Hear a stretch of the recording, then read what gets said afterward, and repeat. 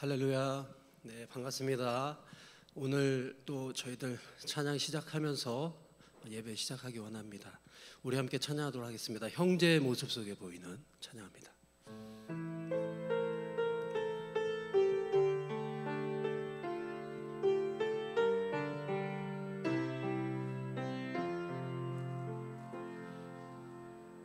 형제의 모습 속에 보이는 하나님 영상 아름다워라.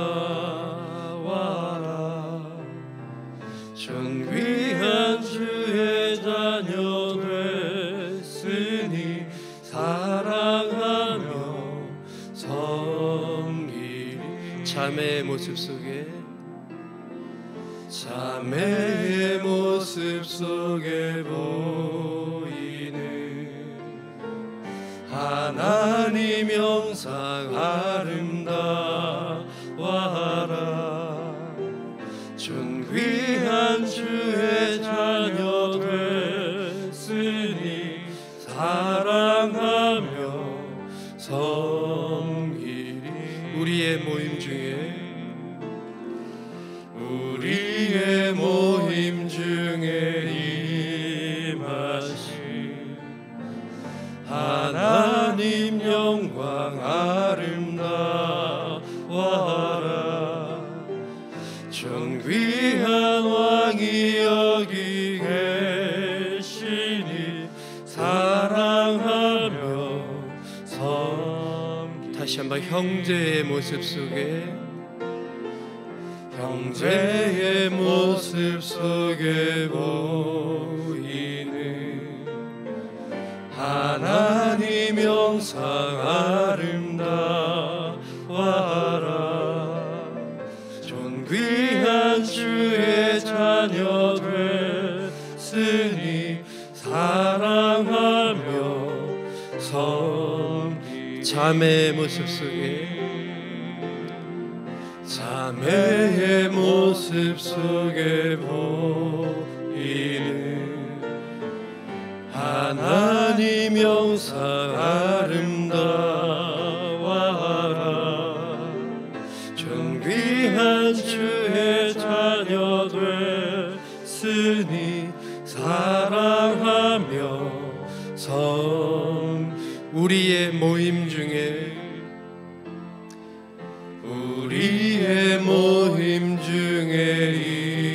임하신 하나님 영광 아름다워라. 존귀한 왕이 여기 계시니 사랑하며 우리 한 번 더 찬양합시다. 서로 축복하면서 형제의 모습 속에 형제의 모습 속에 보이는 하나님 형상 아름다워라. 존귀한 주의 자녀 됐으니 사랑하며 섬기리. 자매의 모습 속에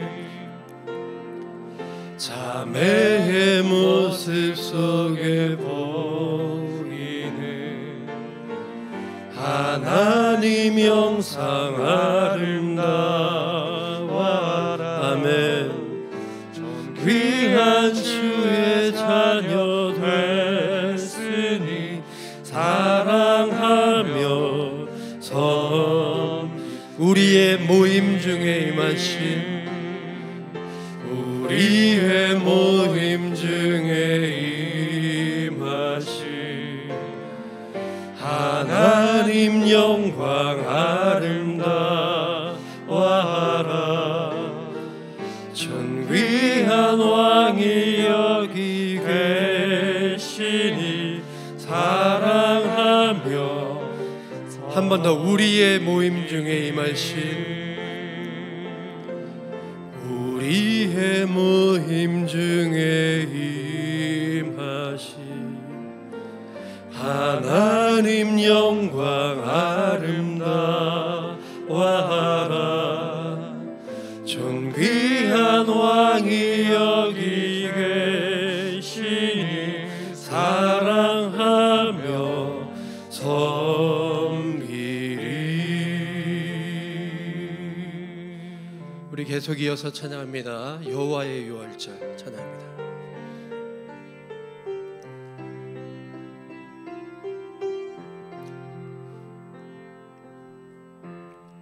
지극히 높은 주님의 맞이 성소로 들어갑니다. 세상의 신을 벗고서 주 보좌 앞에 엎드리리. 내 주를 향한 사랑과 그 신뢰가 사그러져 갈 때 하늘로부터 이곳에 장막이 덮이네. 이곳을 덮으소서, 이곳을 덮으소서, 이곳을 비추소서. 내 안에 무너졌던 모든 소망 다 회복하리니. 이곳을 지나소서, 이곳을 만지소서. 내 안에 죽어가는 모든 예배 다 살아나리라. 지극히 높은 주님의 지극히 높은 주님의 낮이 성소로 들어갑니다. 세상의 신을 벗고서 주 보좌 앞에 엎드리리. 내 주를 향한 사랑과 그 신뢰가 사그러져 갈 때 하늘로부터 이곳에 장막이 덮이네. 이곳을 덮으소서, 이곳을 덮으소서, 이곳을 비추소서. 내 안에 무너졌던 모든 소망 다 회복하리니. 이곳을 지나소서, 이곳을 지나소서, 이곳을 만지소서. 아멘. 내 안에 죽어가는 모든 예배 다 살아나리라. 이곳을 덮으소서, 이곳을 덮으소서, 이곳을 비추소서. 내 안에 무너졌던 모든 소망 다 회복하리니. 아멘. 이곳을 지나소서, 이곳을 만지소서. 내 안에 죽어가는 모든 예배 다 우리 마지막 한 번 더. 이곳을 덮으소서, 이곳을 덮으소서, 이것을 비추소서. 내 안에 무너졌던 모든 소망 다 회복하리니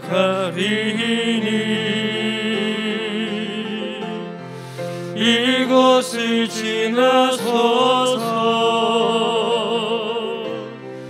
이것을 만지소서. 내 안에 죽어가는 모든 예배 다 살아나리라.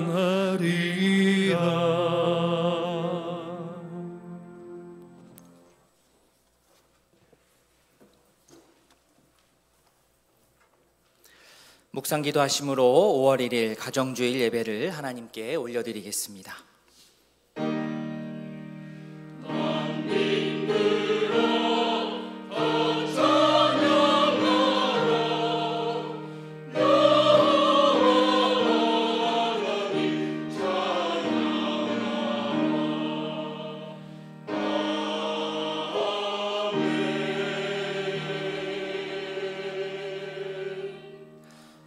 보라, 자식들은 여호와의 기업이요 태의 열매는 그의 상급이로다. 젊은 자의 자식은 장사의 수중의 화살 같으니 이것이 그의 화살통에 가득한 자는 복되도다. 아멘.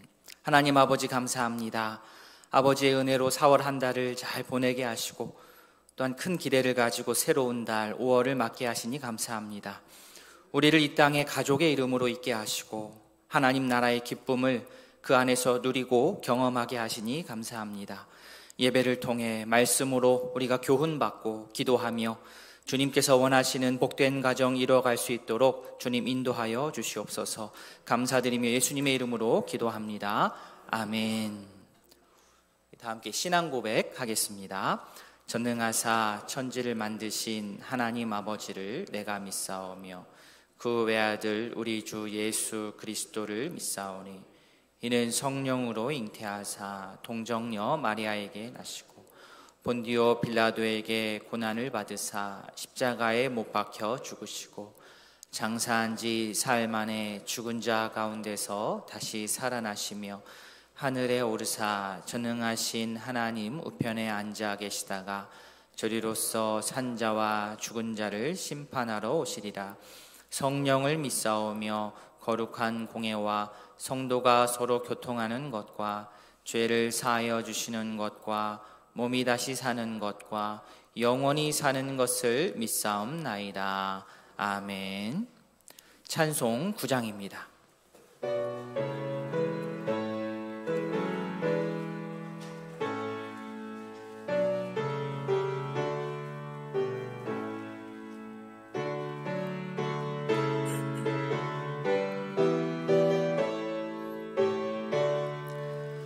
하늘에 가득 찬 영광의 하나님, 온 땅에 충만한 존귀하신 하나님, 생명과 빛으로 지혜와 권능으로 언제나 우리를 지키시는 하나님, 성부와 성자와 성령 삼위의 하나님, 우리 예배를 받아주시옵소서. 사랑이 넘치는 자비하신 하나님, 은혜가 풍성한 구원의 하나님, 참회의 심령에 평안을 주시옵고 죄악과 허물을 용서하여 주소서.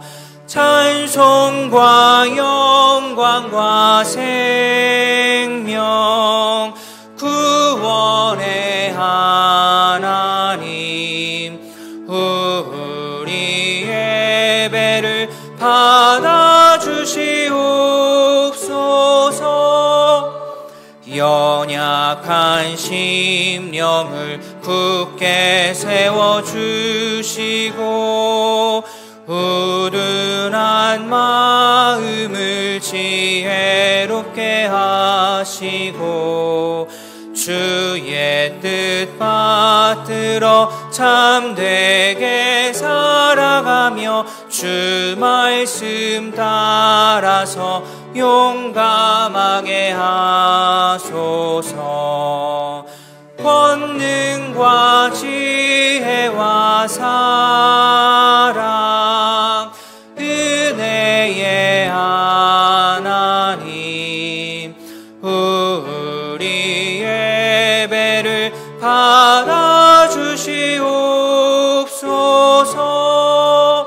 주 앞에 나올 때 우리 마음 기쁘고 그 말씀 임되어 새 희망이 솟는다.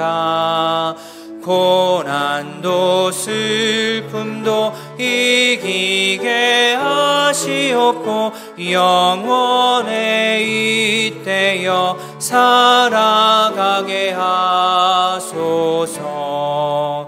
우리의 자랑과 기쁨 생명의 하나님, 우리 예배를 받아주시옵소서. 아멘. 성구교독 교독문 95번입니다. 내가 사람의 방언과 천사의 말을 할지라도 내가 예언하는 능력이 있어 모든 비밀과 모든 지식을 알고 또 산을 옮길 만한 모든 믿음이 있을지라도 내가 내게 있는 모든 것으로 구제하고 또 내 몸을 불사르게 내줄지라도 사랑은 오래 참고 사랑은 온유하며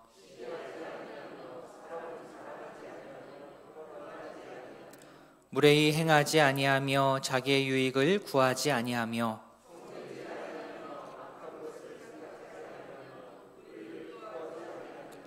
진리와 함께 기뻐하고 모든 것을 참으며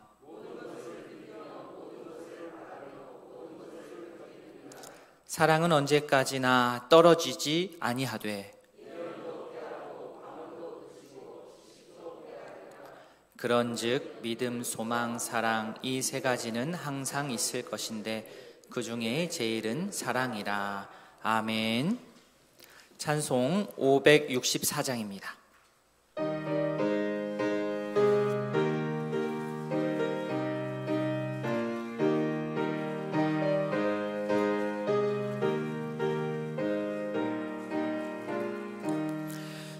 예수께서 오실 때에 그 귀중한 보배 하나라도 남김없이 다 찾으시리. 샛별 같은 그 보배 멸류관에 달려 반짝반짝 빛나게 비치리로다. 정한 보배 빛난 보배 주 예수의 보배 하늘나라 두시려고 다 거두시리. 샛별 같은 그 보배 멸류관에 달려 반짝반짝 빛나게 비치리로다. 주를 사랑하는 아이 이 세상에 살 때 주의 말씀 순종하면 참 보배로다. 샛별 같은 그 보배 멸류관에 달려 반짝반짝 반짝반짝 빛나게 비치리로다. 이동일 장로님 기도하겠습니다.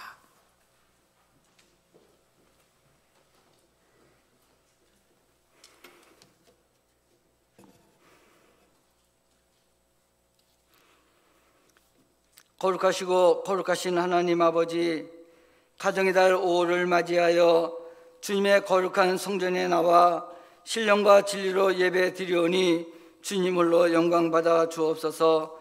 주님이 만드신 아름다운 세상으로 인하여 더욱 주님을 찬양할 수 있는 5월이 되게 하시고, 푸르름을 더해가는 자연과 같이 저희의 심령도 주님의 사랑으로 풍성하게 채워 주옵소서.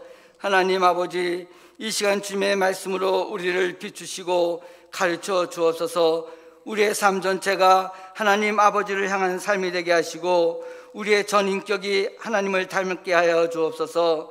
우리 교회가 어린이 생명부로부터 작년에 이르기까지 주 안에서 한마음 한뜻 되게 하셔서 2022년도 교회가 지향하는 오직 사랑 안에서 참된 것을 하여 범사의 그에게까지 자라며 교회의 머리 되신 하나님께 순종하며 하나님 앞에 기이 쓰이는 교회가 되게 하시며 열방의 하나님의 영광을 드러내는 사명을 감당하는 교회 되게 하옵소서. 나는 길이요 진리요 생명이라고 말씀하신 예수님이 도대체 어떤 분이시며 우리의 삶을 어떻게 변화시키시는 분이신지를 발견하게 하옵소서. 예수 그리스도의 복음을 통해 영적인 세계를 발견하게 하시고 보이는 육체보다 보이지 않는 영혼의 가치가 소중함을 깨닫게 하옵소서. 담임 목사님을 성령의 능력으로 붙드시고 영육간에 강건케 하시며 말씀의 능력을 7배나 더하셔서 목마른 영혼들이 풍족해 마시는 은혜 충만한 시간이 되게 하옵소서. 오늘 주시는 말씀이 영혼을 움직이는 능력 있는 말씀 되게 하옵소서. 부교육자와 선교사님들에게도 성령의 충만함을 주셔서 교회와 양떼를 위해 수고하실 때에 기쁨으로 감당할 수 있도록 도와주옵소서. 교회의 어르신들의 건강도 주님 지켜주시고 원치 않는 병으로 인해서 고생하고 있는 성도들 주님의 자비로운 손길을 펴시사 고통의 자리에서 건져주시기를 간구합니다. 군에 있는 청년들, 해외 이민과 유학생, 우리의 고3 학생들을 주님 지켜주옵소서. 이 나라 이 민족을 긍휼히 여겨주시고 이 민족의 기도를 들으시고 복음으로 통일되는 놀라운 역사가 속히 이루어지게 하옵소서. 주님의 몸된 교회를 위해 충성 봉사하는 모든 성도들의 삶을 주님 주도하여 주시고 성령 안에 하나 되어 섬김의 본을 보여주게 하옵소서. 정성껏 준비한 찬양대의 찬양을 주님 기뻐 받아 주옵소서. 하나님 아버지, 다음 주 교사 세미나 위에도 함께하여 주셔서 교세의 사명을 재확인하는 시간이 되게 하옵소서. 우리의 새 가족, 오늘 새가족 교육도 실시합니다. 저들이 주님께 간절드리는 예배를 통해서 신앙의 눈이 크게 떠지고 주님의 음성을 듣게 하시며 영적인 기쁨이 충만하여져서 주님의 일꾼으로 세워지기를 소원합니다. 주님의 몸된 교회를 위하여 새로운 일꾼을 선출하려고 합니다. 하나님 마음에 합한 일꾼들이 세움을 받을 수 있도록 우리 모두가 기도로 준비하며 선하신 하나님의 손길을 바라보게 하옵소서. 길과 진리와 생명이신 예수 그리스도의 이름으로 감사하며 기도드립니다. 아멘.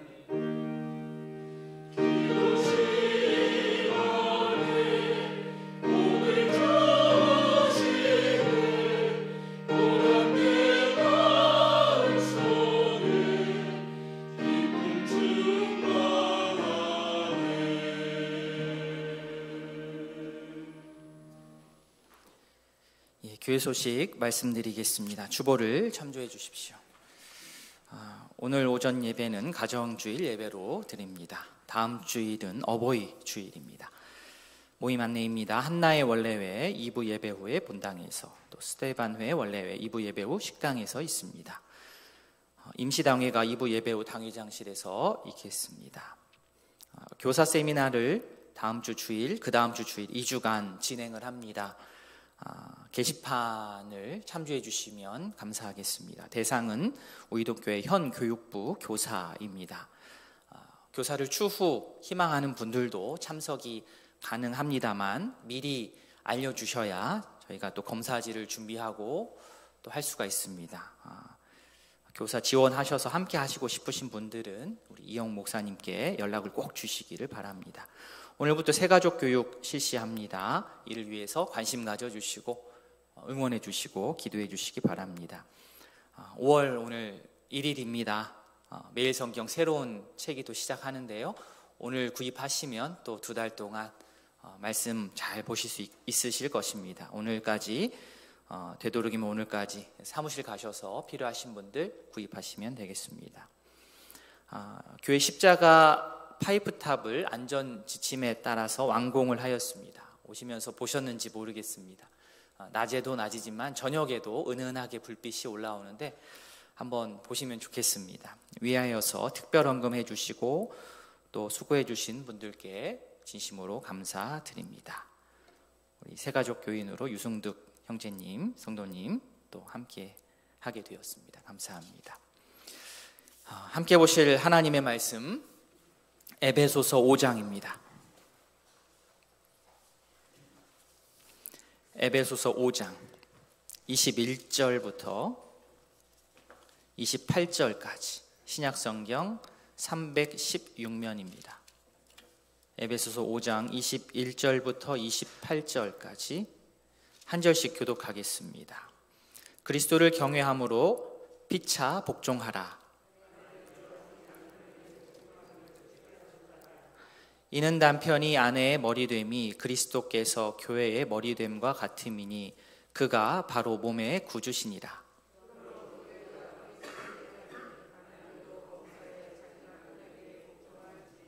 남편들아 아내 사랑하기를 그리스도께서 교회를 사랑하시고 그 교회를 위하여 자신을 주심같이 하라.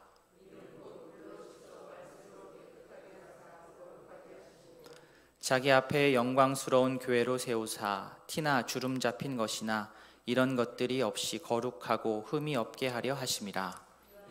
남편들도 자기 아내 사랑하기를 자기 자신같이 알지니 자기 아내를 사랑하는 자는 자기를 사랑하는 것이라. 아멘. 하나님 아버지 감사합니다. 거룩한 주일 저희들의 마음과 생각이 온전히 하나님께로 향하게 하여 주시고 각자의 자리에서 주님께 찬양과 경배를 드릴 수 있도록 인도하여 주심을 감사드립니다. 하나님, 경제와 사회와 국가적으로 한치 앞을 알 수 없는 세상 속에서 주님의 도우심과 인도하심이 없이는 온전히 살아갈 수 없음을 하루하루 깨닫게 됩니다.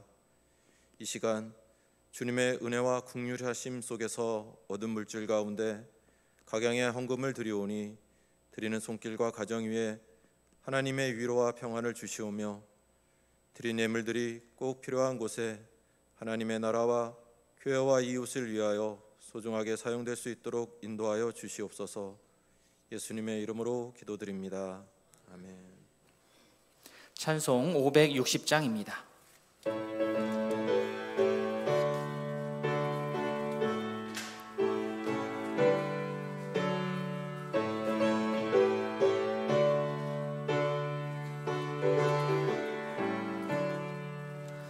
주의 발자취를 따름이 어찌 즐거운 일 아닌가.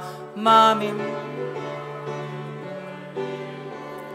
밝은 빛이 비친다. 발자취를 따라가자. 기쁜 마음으로 발자취를 따라가자. 찬송하며 즐겁게 주의 발자취를 따름이 어찌 행복한 일 아닌가. 맘에 약한 생각 사라져 밝은 마음 싹 든다. 발자취를 따라가자. 기쁜 마음으로 발자취를 따라가자. 찬송하며 즐겁게 주의 발자취를 따름이 어찌 든든하니라닌가. 마음의 두려움은 사라져 새로운 힘 솟는다. 발자취를 따라가자 기쁜 마음으로. 발자취를 따라가자 찬송하며 즐겁게. 아멘.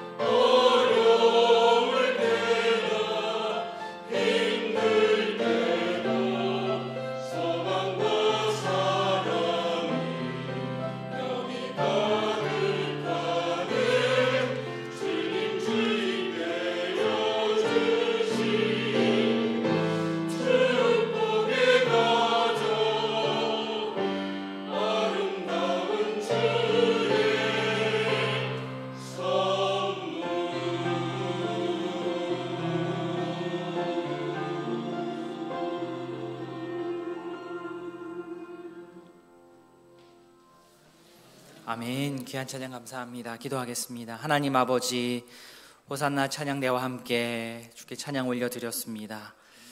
주님께서 주인이 되시는 복된 가정을 우리가 꿈꾸며 기도하며 나아갑니다.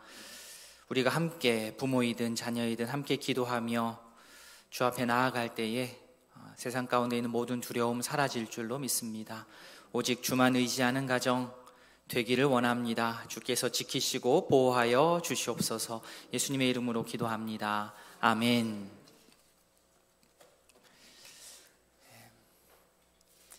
어떤 분께서 이렇게 얘기하시는 것을 제가 들은 적이 있습니다. 자기가 부모님한테 배우기를 주변 사람들의 경사는 지나칠 수 있어도 애사만큼은 꼭 챙겨야 된다. 그 얘기를 들어서 그 얘기를 실천하기 위해서 자기는 지인 결혼식은 절대 빠지지 않는다고 얘기를 하는 겁니다. 느낌이 안 오시죠? 네.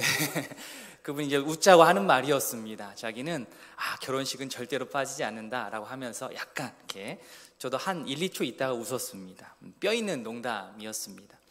오늘 본문은 주일 예배 때보다는 결혼 예배 때 더 많이 읽고 들었던 말씀입니다. 남편과 아내를 향한 그러한 권고의 말씀입니다. 이어서 6장에서는 자녀와 부모와의 관계도 다룹니다. 5월을 가정의 달이라고 하고 또 어린이날, 어버이날을 지키면서 교회에서 어버이 주일 또 어린이 주일을 지정하여 지킵니다. 우리가 보통 가족 그러면 뭐 아빠, 엄마, 딸, 아들 이런 구성을 예전부터는 떠올렸지만 지금 시대에는 이 구성들이 많이 다양화되고 있습니다. 많이 변하고 있습니다.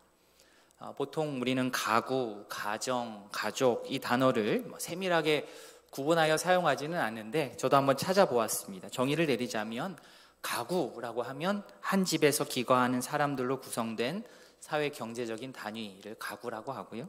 가정하면 부부를 중심으로 하는 가족의 생활 공동체, 그리고 가족하면 부부, 부모, 자녀와 같이 혼인, 또 혈연, 입양으로 맺어진 사람을 가족이라고 합니다.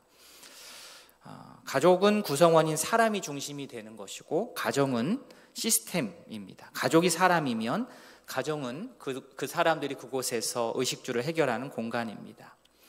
오늘 본문이 특별히 부부에 대한 내용이 대부분이어서 살짝 고민은 했습니다.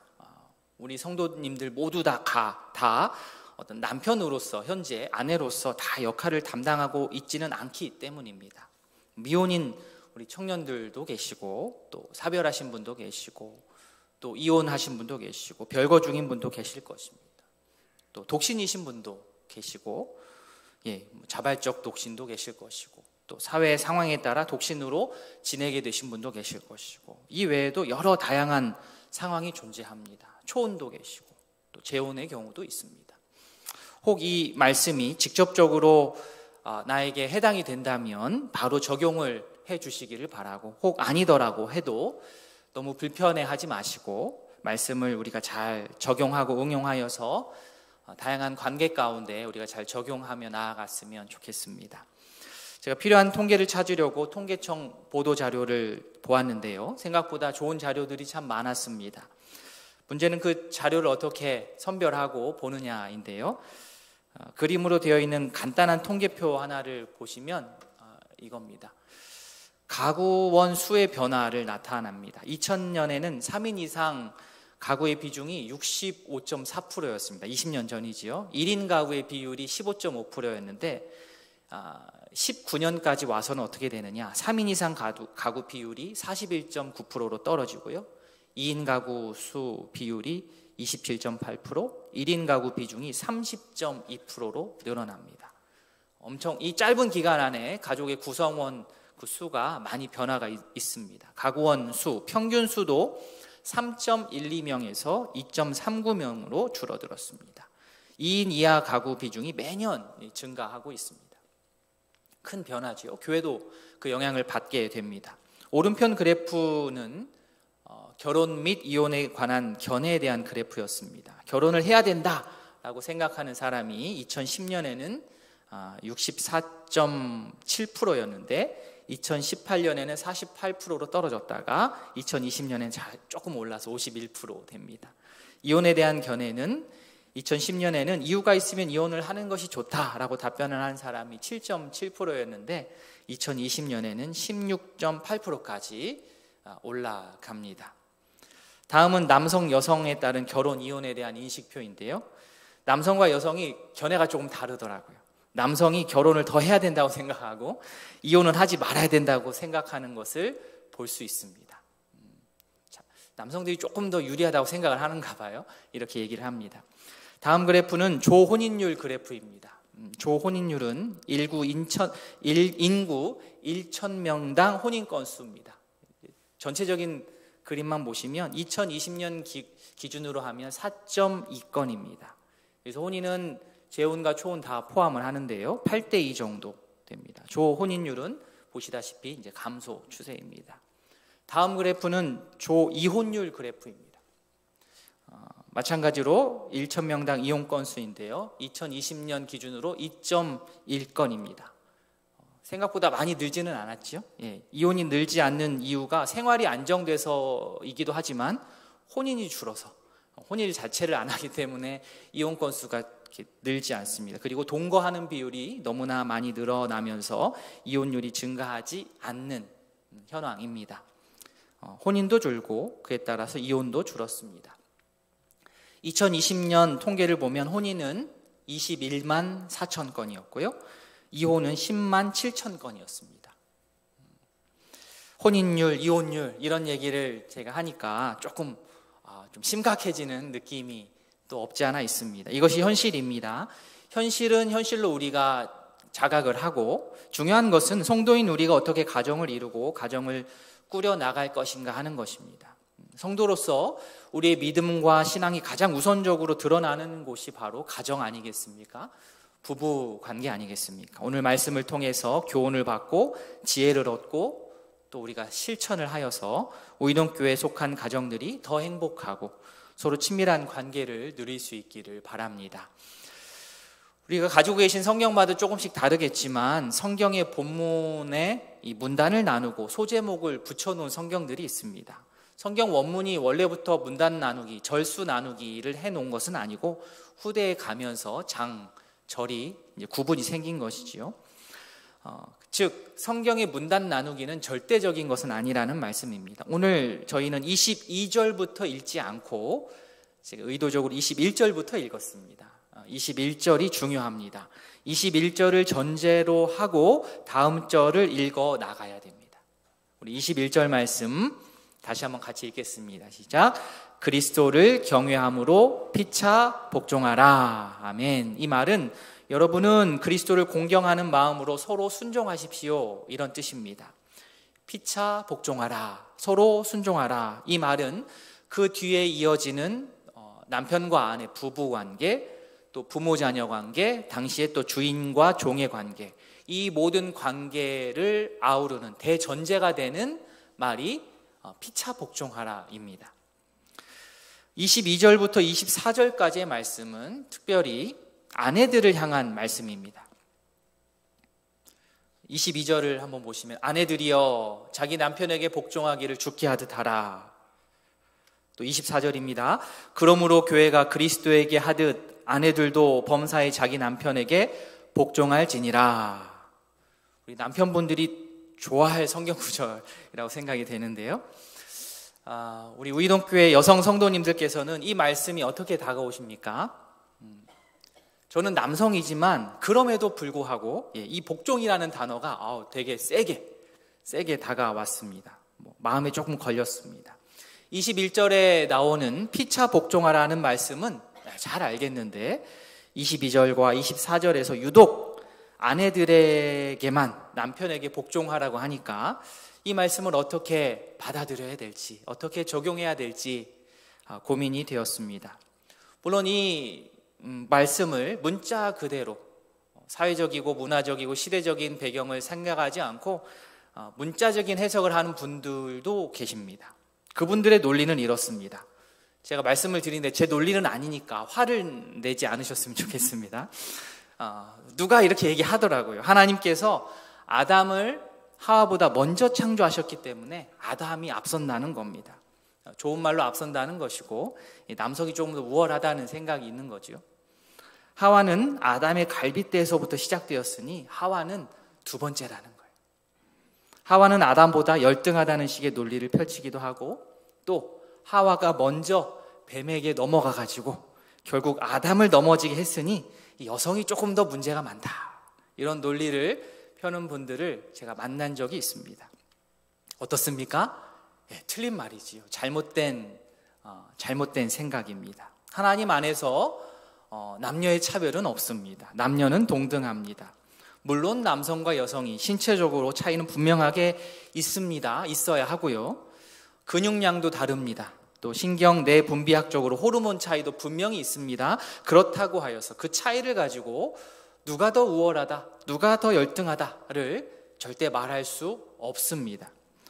그런데 문화적으로, 시대적으로 남녀 간의 차별이 있어 왔던 것은 또한 사실입니다.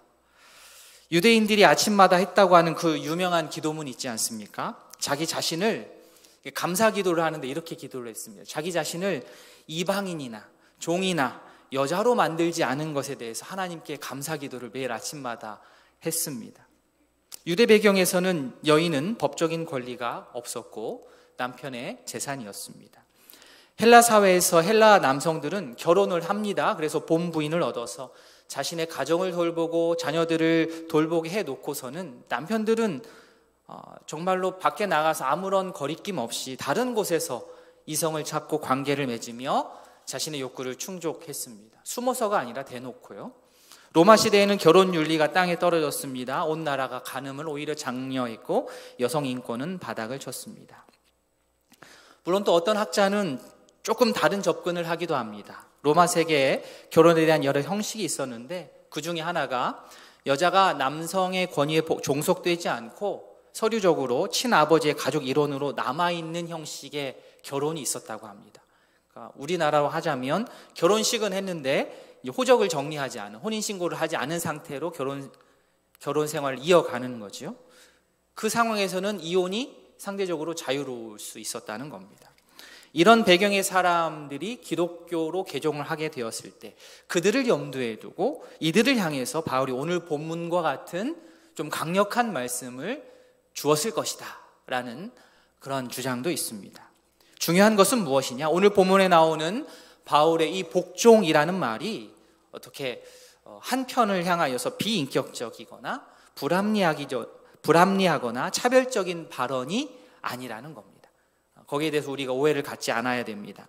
남성 우월적인 관점에서 바울이 여성만을 향하여서 일방적으로 하는 그런 명령이 아닙니다. 오히려 당시 사회적인 분위기를 고려한다면 바울의 이러한 관련 발언들은 매우 선진적이었고 매우 앞섰던 개혁적인 발언들이 많았습니다. 갈라디아서 3장 28절입니다. 같이 한번 읽겠습니다. 너희는 유대인이나 헬라인이나 종이나 자유인이나 남자나 여자나 다 그리스도 예수 안에서 하나이니라. 바울은 이랬던 사람입니다. 남자나 여자나 다 그리스도 예수 안에서 하나다. 그 당시에는 엄청 파격적인 발언입니다. 골로새서 3장 11절도 같은 맥락입니다. 헬라인, 유대인, 할레파, 무헬레파, 야만인, 수구디아인, 종이나 자유인 차별이 있을 수 없다. 분명히 이야기합니다. 이런 배경에서 바울의 발언을 우리가 잘 받아들여야 되겠습니다. 교회가 그리스도에게 복종하듯 아내는 남편에게 복종해야 됩니다. 마찬가지로 동일하게 남편 또한 아내에게 복종해야 됩니다. 속으로 다 아멘 하셨죠? 네, 아멘. 바울은 남편에게는 이 개념을 조금 다르게 표현을 합니다. 25절 말씀, 우리 25절 말씀 같이 읽습니다. 시작. 남편들아, 아내 사랑하기를 그리스도께서 교회를 사랑하시고 그 교회를 위하여 자신을 주심같이 하라. 남편을 깨우치기 위해서 예로 든 것이 바로 그리스도와 교회와의 관계입니다.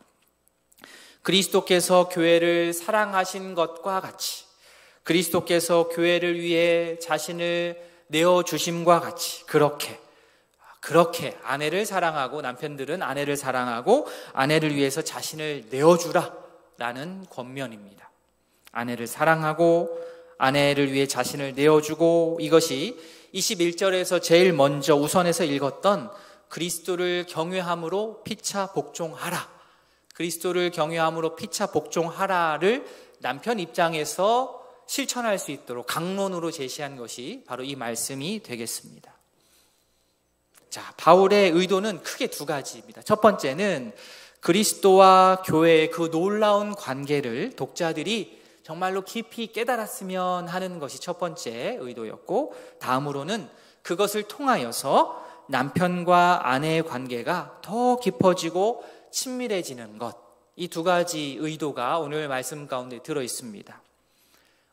말씀을 통하여서 우리가 도전을 받습니다. 복종, 사랑, 거룩, 희생, 이런 단어가 참 은혜가 되고 멋지고 좋은 단어이기는 한데 자칫 하다가는 그것은 종교적인 단어, 교회에서 쓰는 단어로 생각을 하고 약간 이상적인, 피상적인 단어들로만 하고 끝날 수가 있기 때문에 이해와 적용을 위해서 이 땅의 언어로 조금 우리가 바꾸어서 적용할 필요가 있습니다. 이는 무엇이냐? 부부가 서로의 필요를 알고 채워주는 것, 이렇게 한번 생각하시면 좋겠습니다. 내가 복종한다, 사랑한다, 희생한다, 이 말은 조금 편안한 말로 하자면 부부가, 남편과 아내가 서로의 필요, 그가 필요로 하는 것을 내가 알고 그것을 채워주는 것이다.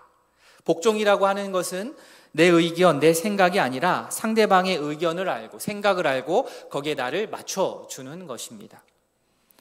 내가 필요로 하는 것을 내가 스스로 찾아서 채울 수 있는 영역이 존재합니다. 스스로 알아서 채워서 체험받을 수 있죠. 채울 수 있습니다. 그러나 전부가 그렇지 않습니다. 누군가가 채워줘야 하는 영역이 우리 인간 가운데는 분명히 존재합니다. 하나님께서 채워주시는 영역이 분명히 있지만 또 사람을 통해서 체험받아야 하는 영역이 또한 존재합니다.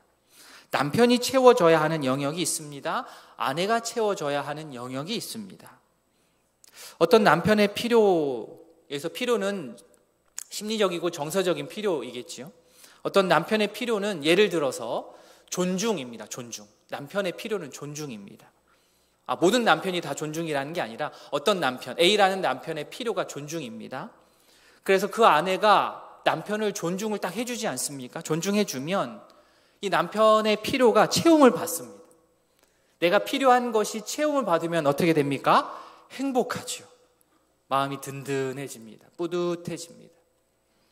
어떤 아내의 필요는 애정입니다. 애정.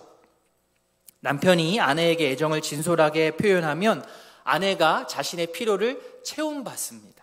그러면 행복하죠. 미소가 번집니다. 기쁩니다. 이것이 바로 피차 복종하라 라는 말씀의 현실판이 되는 겁니다. 한편에서 이렇게 생각할 수 있습니다. 내 스스로 생각할 때에 우리 남편한테는 존중이 필요 없는 것 같고, 또 솔직하게 말해서 지금 당장 우리 남편을 존중해 주기는 싫지만 남편이 그것을 필요로 하면 내 생각을 좀 멈추고 먼저 내가 복종을 해 주는 거죠. 그 존중의 필요를 채워주는 겁니다. 그것이 오늘 말씀에 나온 것처럼 아내로서의 역할이요 의무이기 때문에 그렇습니다. 또한 남편으로서 아내의 필요가 애정인데 이 애정을 채워주는 것이 무척 힘들고 어렵고 어색하지만 안 해봤지만 많은 노력을 필요로 하는 일이지만 아내가 필요하다니까, 나는 별로 필요하지 않다고 생각하지만 아내가 필요하다니까 그것에 대해서 내가 복종을 하는 겁니다. 채워주는 겁니다. 자, 그러면 정말로 꼴보기 싫은 남편에게, 아내에게 복수할 수 있는 방법이 무엇이겠습니까? 정말로 상대가 필요하는 것을 분명히 내가 알고 절대로 그것을 채워주지 않는 겁니다. 끝까지 안 해주는 거죠. 끝까지. 이 사람이 정말로 잔인해질 수 있습니다. 문제는 무엇이냐? 부부 관계 안에서 이렇게 건강하게 남편과 아내가 혹은 부모와 자녀가 서로 건강하게 채워주고 채움받고 해야 되는 이 필요들이 계속해서 채워지지 않으면 그냥 그러고 마는 것이 아니고 진공상태로 끝나는 것이 아니고 다른 곳에 가서 다른 사람한테 다른 활동을 통해 건강하지 못한 방식으로 채우려 들기 때문에 이제 그때부터 문제가 생기기 시작하는 겁니다. 어떤 목사님이 이렇게 얘기하시더라고요.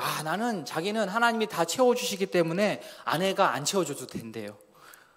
나는 내가 기도하면서 다 채운다고. 이 말은 사실 모순입니다. 하나님의 창조 원리를 잘 모르시는 거죠.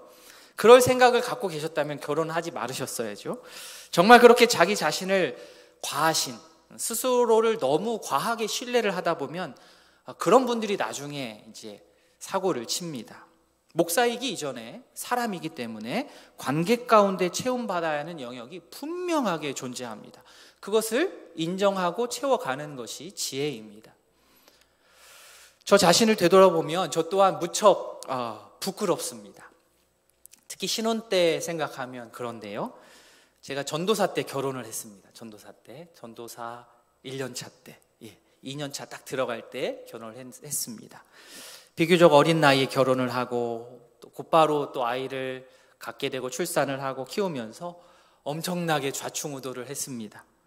결혼을 또 육아를 너무 쉽게 생각했던 것입니다. 그때가 제가 제 일생에 있어서 가장 교만했던 때가 아닐까 생각합니다. 그 교만의 대가, 무지의 대가는 정말로 컸습니다. 보통 부부들은 신혼의 때를 좋은 시절로 추억하곤 하는데 저와 제 아내는 아닙니다.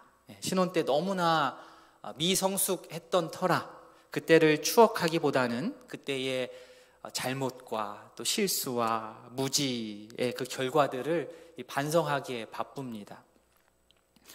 예를 들어 이런 거죠. 전도사 때 얼마나 사역을 재밌게 열심히 했겠습니까? 열심히 호기롭게 사역을 한다면서 눈이 펑펑 내리는 성탄 전화였는데 갑자기 아내한테 얘기하는 거죠. 미리 얘기도 안 했어요. 나 오늘 아이들하고 같이 놀아줘야 되니까, 교회에서 밤을 새야 되니까, 물론 그것도 핑계였습니다만 당신 혼자 집에 가라고. 눈이 너무 내려서 앞이 안 보이고 길이 미끄럽고 배는 만삭인데 혼자 가라고 하고 뒤도 안 돌아보고 교회에서 열심히 사역을 했습니다. 또 아이를 출산하고 난 이후에도 주일에 나는 열심히 사역했으니 월요일 하루만큼은 좀 나에게 시간을 달라. 나 하고 싶은 것 좀 하겠다. 그래서 아내와 어린 아이를 남겨둔 채 매일 월요일 아침마다 그냥 나가버리는 거예요. 철이 너무 없었던 것입니다. 상대의 필요를 살피고 그 필요를 채워줘야 하는데 말씀에서처럼 복종했어야 되는데 너무 이기적이었고 너무 무지했던 것입니다. 그러니 부부 안에 있어야 되는 그러한 친밀감이 생기겠습니까? 아닙니다. 신혼이라고 해서 저절로 부부 사이가 친밀해지는 것은 절대로 아닙니다. 그러던 중에 어렵게 유학길에 올라서 한국식으로 하면 단칸방이죠. 미국에서는 스튜디오라고 부르는데요. 그곳에서 세 식구가 첫 외국 생활을 시작했습니다. 사역 핑계대고 어디 갈 데도 없고 가정의 상황을 직면해야 됐습니다. 미뤄두었던 숙제를 해야 했습니다. 그런데 버릇이 어디 가겠습니까? 미국 가니까 가서도 바쁘더라고요. 공부가 당장 급하니 아침에 점심 도시락, 저녁 도시락 싸서 전 학교에 가버리고 그러면 밤 늦게까지 아내와 아이는 한국에서보다 더 심한 고립된 생활을 하루 종일 할 수밖에 없었습니다. 우리가 공간을 이동하면 잠시 기분 전환은 될지 모를지언정 문제 해결은 되지 않습니다. 한국에서 어려웠던 것은 외국 나가도 똑같이 더 어려운 겁니다. 그런데 미국 학교 가보니까 학기 초기에는 학문적인 수업보다는 기초적인 인간 이해를 다루고 자기 자신을 정리할 수 있는 그러한 수업들이 참 많았습니다. 학교 부설 상담소가 있었는데요. 신입생은 무조건 몇 회 이상 가서 상담을 받아야 졸업을 합니다. 무조건 찾아가야 돼요. 또 몇 학기 동안 자기 자신을 돌아보고 가족에 대해서 특별히 정리할 수 있는 교수님들이 그렇게 수업들을 인도해 주었습니다. 그런 모임이 많았습니다. 그런 중에 전공 관련해서 상담기관에서 제가 인턴십을 하게 됐는데 인턴십을 하려고 하니까 그곳 소장님이 그러려면 목사님하고 목사님 사모님하고 먼저 우리 부부교육, 부부상담에 들어오셔야 되겠다. 그래서 참여했습니다. 그러면서 참 오랫동안 굳어있던 왜곡되었던 생각과 감정들을 전문가들의 도움을 받아서 털어내었고 부부관계를 새롭게 또 자녀관계에 대해서 새롭게 공부하고 또 회개하고 돌이킬 수 있는 시간이 있었습니다.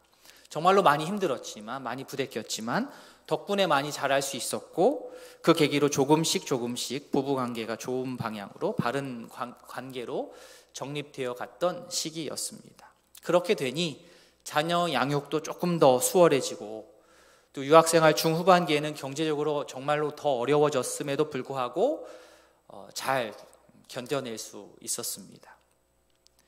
교회의 건강함에 대해서 참 많이들 이야기를 하는데요. 단순하게 생각하자면 건강한 교회는 교회를 이루고 있는 성도들의 가정이 건강하면 건강한 교회가 되는 겁니다. 성도 개개인이 건강하면 그 교회는 건강한 교회가 되는 겁니다. 동의하십니까? 네, 아멘. 어떤 시스템적으로 건강해야 건강한 교회가 되는 게 아닙니다. 그런 의미에서 우이동교회에 속한 우리 모든 가족들, 성도님들의 가정이 모두 다 주님 안에서 건강하시기를 바랍니다. 날이 갈수록 더욱더 건강해지는 가정들이 되었으면 합니다. 해를 거듭할수록 가족 간의 관계가 더욱더 친밀해지기를 원합니다. 그렇게 되도록 우리가 피상적으로만 말하고 끝날 것이 아니고 기도하면서 구체적으로 서로 도와야 되겠습니다. 우리 가정이 조금 상대적으로 건강한 편이다. 그러면 혼자 좋고 마시면 안 돼요. 주변을 둘러보시고 함께 손잡아 주시고 더 건강해질 수 있도록 도움을 줘야만 하는 것입니다. 오늘 피차 복종하라는 이 말씀의 현실적인 적용이 서로의 필요를 채워주라는 것이라고 말씀드렸습니다. 상대의 심리적이고 정서적인 필요이지요. 일반적으로 알려진 필요의 목록들을 제가 10개를 가져와 봤습니다. 용납, 감사, 애정, 인정, 관심, 위로, 격려, 존중, 안전, 후원. 물론 겹치는 부분도 없지 않고요. 또 더 구체적으로 만들자면 20개, 30개도 만들겠지만 기존에 있는 책을 가지고 했을 때 이렇게 꼽더라고요. 순서는 이렇습니다. 이것을 어떻게 이용하느냐? 먼저는 내 자신을 한번 돌아보십시오. 나의 필요는 무엇일까? 내가 이 10가지 중에 필요로 하는 것이 무엇인가? 다 필요하지만 절대적으로 내가 지금 간절하게 필요로 하는 것이 무엇인지를 먼저 아시고 그 다음으로는 배우자가 어떠한 필요가 있는지 한번 알아보시고 이에 대해서 대화를 나누는 겁니다. 내가 알고 내 필요를 알려주고 요청하고 듣고 기억하고 채워주고. 구체적이지요? 어렵지 않습니다. 내 필요를 알려주고 알고 알려주고 요청하고 상대방의 필요를 듣고 내가 기억하고 어떻게 해서는 생활 가운데 조금씩 채워주고. 인삼은 언제 캐는 것이 좋다고 그러죠? 보통 6년근일 때 캐는 것이 좋다고들 많이 얘기를 합니다. 그러면 산삼은 언제 캐는 것이 좋다고 합니까? 보자마자 캐는 것이 좋다고 합니다. 망설이면 사라지지 않습니까? 웃자고 하는 얘기지만 이 안에 저는 지혜가 있다고 생각합니다.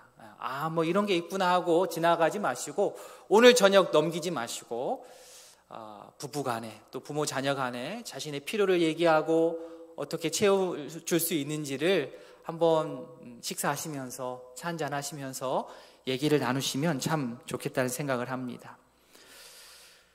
33절 말씀입니다. 그러나 너희도 각각 자기의 아내 사랑하기를 자신과 같이 하고 아내도 자기 남편을 존경하라.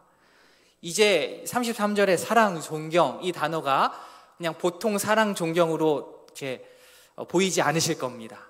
이게 상대의 필요구나. 상대가 이걸 필요로 하는구나. 남편이 인정을 필요로 하면 인정을 채워주십시오. 아내가 격려를 필요로 하면 격려를 채워주십시오.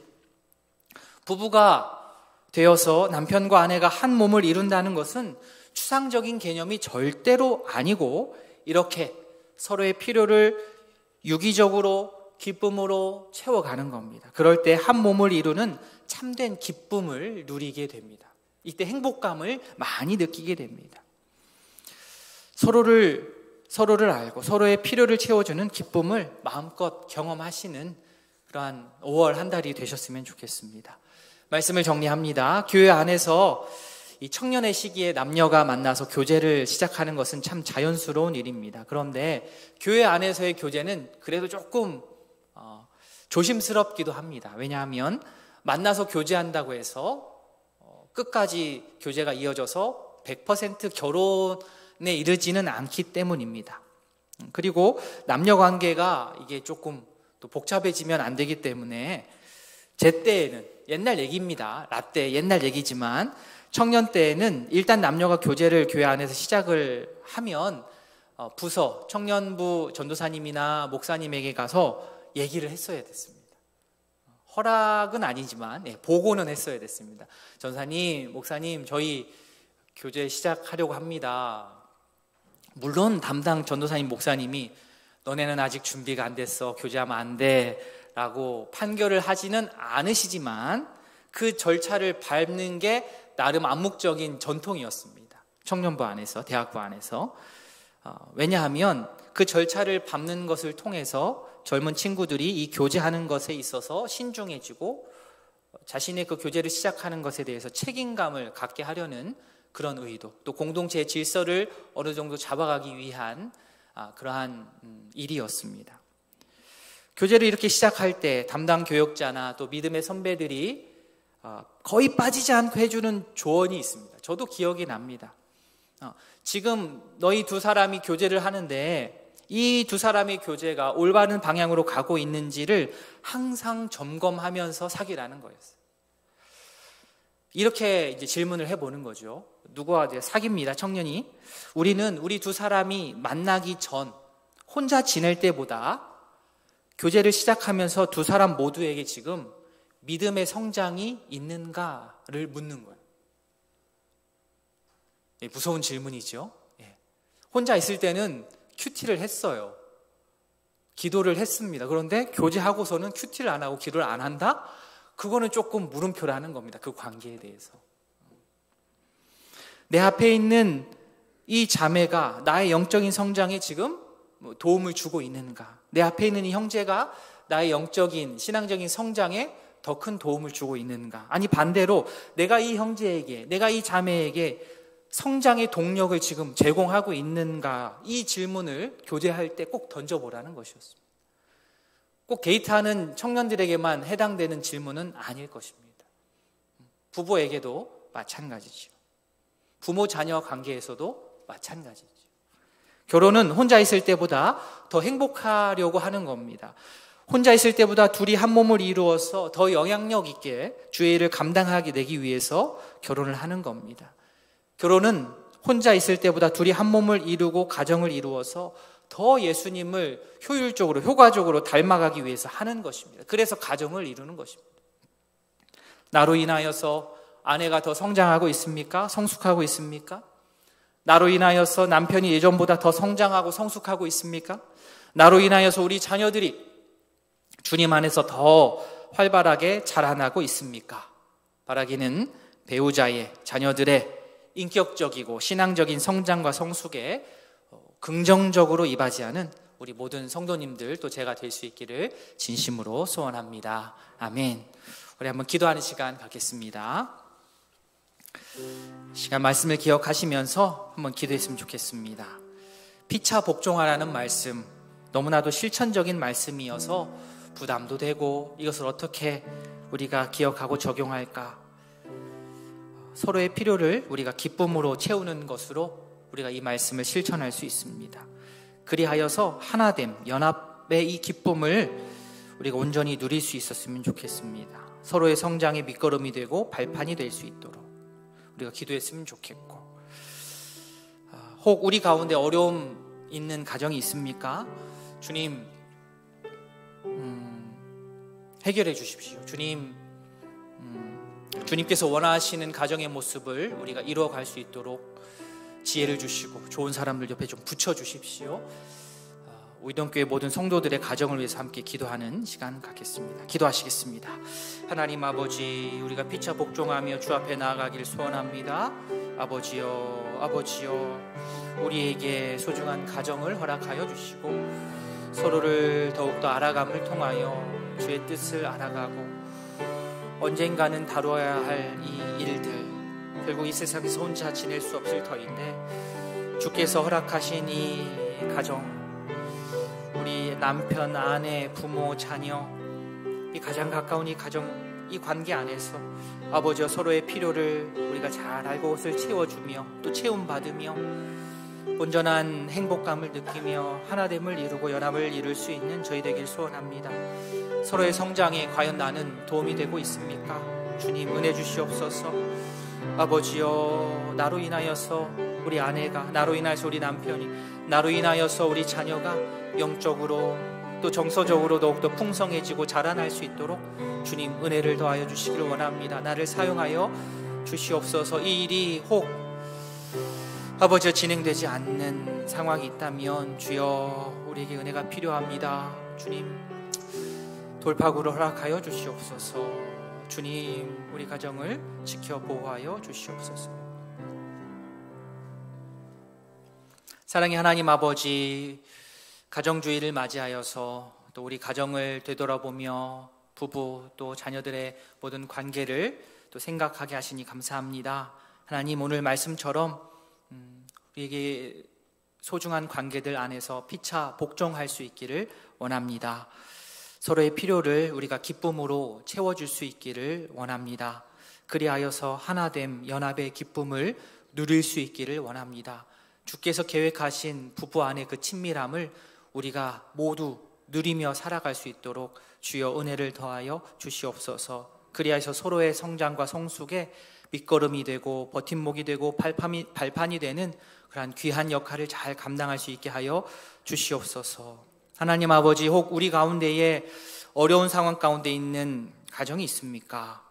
주님, 그 가정에 찾아가 주셔서 그 어려움을 주님께서 만져주시고 해결하여 주시고 주께서 원하시는 부부의 모습, 부모 자녀의 모습을 회복할 수 있도록 주님 은혜를 더하여 주시고 우유동교회 모든 교우들이 함께 힘을 합쳐 돕고 기도할 수 있는 그러한 주님의 가정 공동체 이룰 수 있도록 은혜 베풀어 주시옵소서. 감사드리며 예수님의 이름으로 기도합니다. 아멘.